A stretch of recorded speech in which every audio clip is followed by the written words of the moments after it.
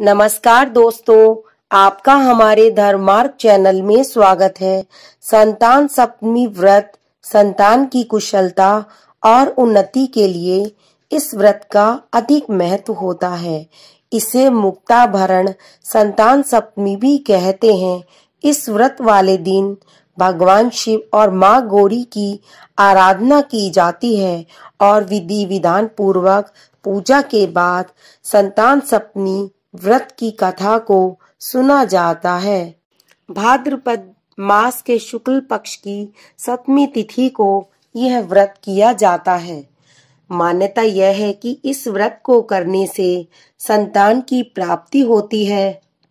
संतान सप्तमी व्रत कथा। एक बार श्री कृष्ण जी ने युधिष्ठिर को बताया कि किसी समय मथुरा में लोमेश ऋषि आए थे। मेरे माता पिता देवकी तथा वसुदेव जी ने भक्ति पूर्वक उनकी सेवा की तो ऋषि ने उन्हें कंस द्वारा मारे गए पुत्रों के शोक से उबारने के लिए आदेश दिया। हे देवकी, कंस ने तुम्हारे कई पुत्रों को पैदा होते ही मारकर तुम्हें पुत्र शोक दिया है। इस दुख से मुक्त होने के लिए तुम संतान सप्तमी का व्रत करो। राजा नहुष की रानी चंद्रमुखी ने भी यह व्रत किया था, तब उसके भी पुत्र नहीं मरे। यह व्रत तुम्हें भी पुत्र शोक से मुक्त करेगा। देवकी ने पूछा, हे देव, मुझे व्रत का पूरा विधि विधान बताने की कृपा करें ताकि मैं विधि पूर्वक व्रत संपन्न करूं। लोमेश ऋषि ने उन्हें व्रत का पूजन विधान बताकर व्रत कथा भी बताई। नहुष अयोध्यापुरी का प्रतापी राजा था। उसकी पत्नी का नाम चंद्रमुखी था। उसके राज्य में ही विष्णुदत्त नामक एक ब्राह्मण रहता था। उसकी पत्नी का नाम रूपवती था। रानी रूपवती और चंद्रमुखी में आपस में घनिष्ठ प्रेम था। एक दिन वे दोनों सरयू में स्नान करने गई। वहां अन्य स्त्रियां भी स्नान कर रही थीं। उन स्त्रियों ने वहीं भगवान शिव और माता पार्वती की प्रतिमा बनाकर विधि पूर्वक उनका पूजन किया। तब रानी चंद्रमुखी तथा रूपवती ने उन स्त्रियों से पूजन का नाम तथा विधि पूछी। उन स्त्रियों में से एक ने बताया, हमने पार्वती सहित शिव जी की पूजा की है। भगवान शिव का डोरा बांधकर हमने संकल्प किया है कि जब तक जीवित रहेंगी तब तक हम यह व्रत करेंगी। यह मुक्ताभरण व्रत सुख तथा संतान देने वाला है। उस व्रत की बात सुनकर उन दोनों सखियों ने भी जीवन पर्यंत इस व्रत को करने का संकल्प करके शिवजी के नाम का डोरा बांध लिया, किंतु घर पहुंचने पर वे संकल्प को भूल गईं। फलतः मृत्यु के पश्चात रानी वानरी तथा ब्राह्मणी मुर्गी की योनि में पैदा हुई। कालांतर में दोनों पशु योनि छोड़कर पुनः मनुष्य योनि में आई।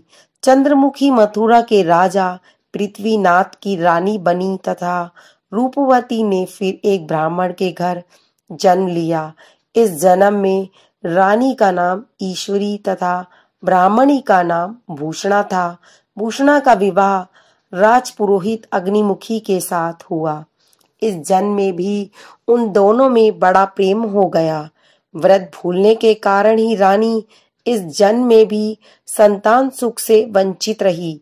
प्रौढ़ावस्था में उसने एक गूंगा तथा बहरा पुत्र जन्मा, मगर वह भी 9 वर्ष का होकर मर गया। भूषणा ने व्रत को याद रखा था, इसीलिए उसके गर्भ से सुंदर तथा स्वस्थ 8 पुत्रों ने जन्म लिया। रानी ईश्वरी के पुत्र शोक की संवेदना के लिए एक दिन भूषणा उससे मिलने गई। उसे देखते ही रानी के मन में ईर्ष्या पैदा हुई। उसने भूषणा को विदा करके उसके पुत्रों को भोजन के लिए बुलाया और भोजन में विष मिला दिया, परंतु भूषणा के व्रत के प्रभाव से उनका बाल भी बांका न हुआ।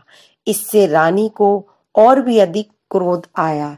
उसने अपने नौकरों को आज्ञा दी कि भूषणा के पुत्रों को पूजा के बहाने यमुना के किनारे ले जाकर गहरे जल में धकेल दिया जाए, किंतु भगवान शिव और माता पार्वती की कृपा से इस बार भी भूषणा के बालक व्रत के प्रभाव से बच गए।